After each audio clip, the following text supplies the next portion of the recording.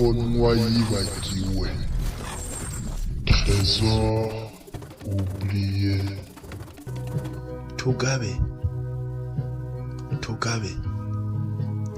ivyubatswe umwanya munini cane birasamburwa umwanya muto cane, kandi ivyagenewe gukiza hari aho bikoreshwa mu kwaka ubuzima.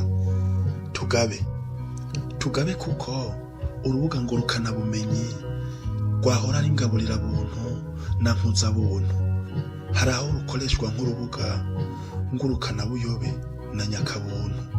Nkako ivyuma vyategerezwa gukoreshwa n'abantu b'ubuntu bagahanahana amakuru y'ubuntu biriko bikoreshwa kandi n'abatagira ubuntu namba bashashaye kwisambura no gusambura abandi.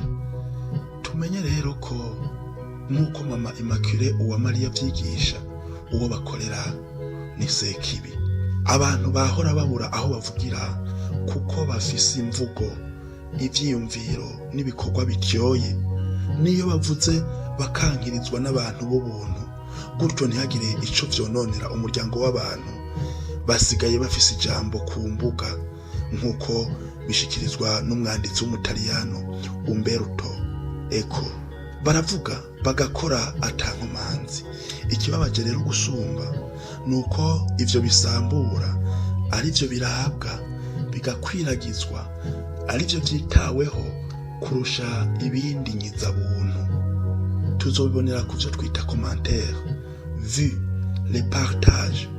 Ivyari banga ubu bitangazwa icese, ibitari birekuriwe abana bataraca ubwenge ubu nivyo bibateramisha. Ugukunda no kubaha Imana mukuri, ugukundana no kubana hagati y'abantu vyahora ari bimwe mu bintu ndangamuntu, vyarahinyagaye bironda maze bisubirizwa n'ivyiyumviro n'ibikorwa nyakabuntu biriko birafata ikibanza kinini ku mbuga. Tugabe. INTABONWA YIBAGIWE. Trésor, oublié.